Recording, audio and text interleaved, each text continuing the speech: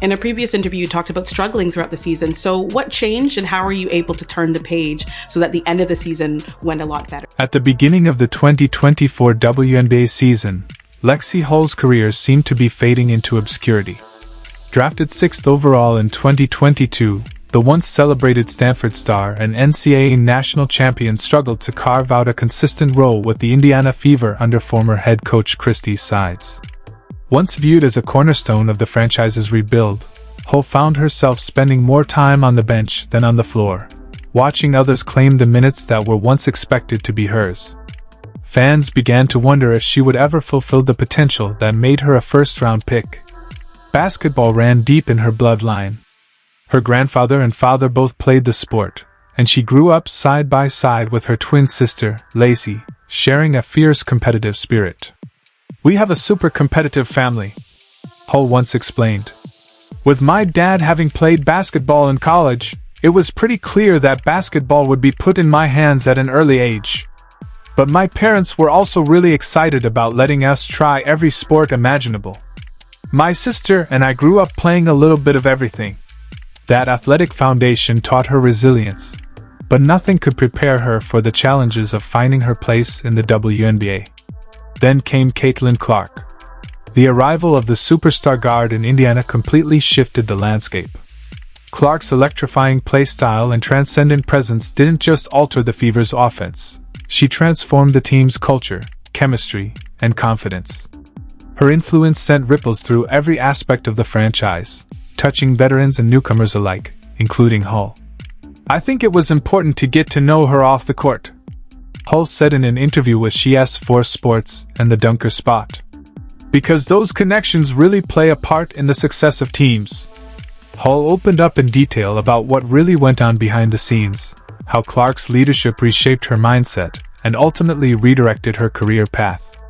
What emerged was not just a story about one player's redemption, but a deeper look into the Indiana Fever's rebirth, a journey of growth, unity, and perseverance.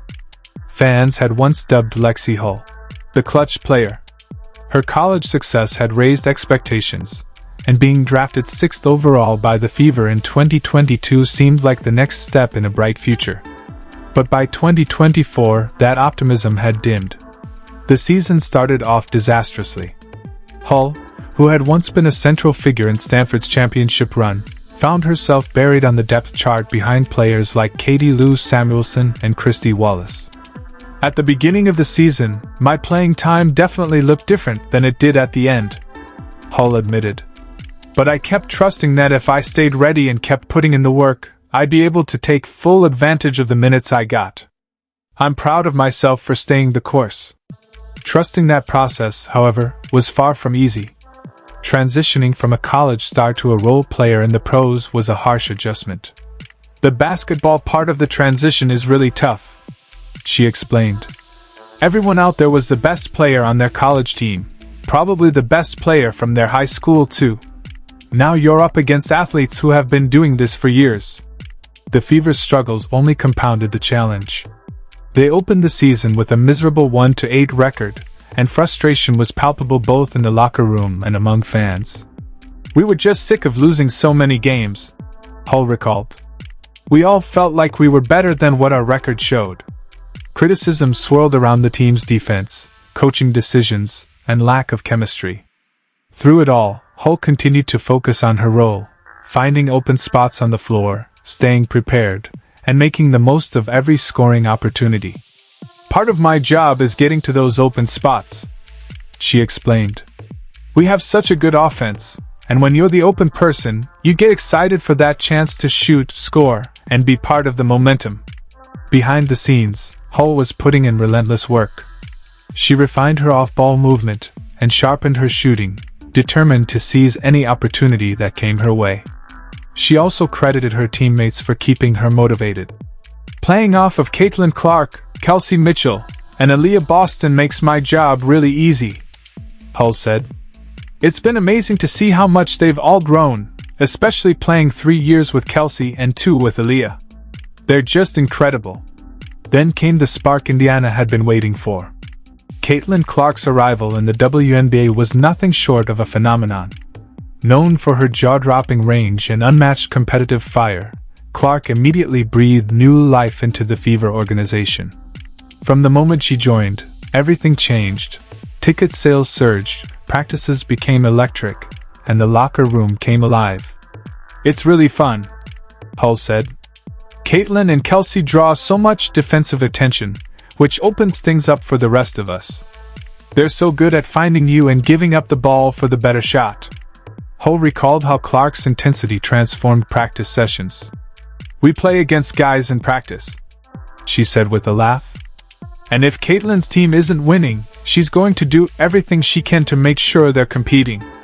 That energy carried into games. Clark's court vision and passing ability left defenders scrambling, and teammates in awe. "I've definitely gotten passes I wasn't expecting," Hull admitted. "Now I know that every cut I make could lead to a real scoring chance." It only took one of those passes to realize she can see the whole floor. Clark's elite playmaking transformed Indiana's offense. Suddenly, Hull and her teammates found themselves wide open more often than ever before. "She's making passes I didn't even think were possible," Hull said. With Clark drawing defenders, Hull's confidence skyrocketed. "It's so fun knowing you're cutting with a real chance to make a play. It makes it all feel so worthwhile." Beyond her on-court brilliance, Clark's leadership reshaped the Fever's identity. "She sees the game on a bigger scale," Hull said. "She's created this huge platform for herself, and she brings that same perspective to the team. If I miss a shot, she's the first one to tell me I've got the next one. That kind of encouragement keeps me confident. It just shows the kind of leader she is."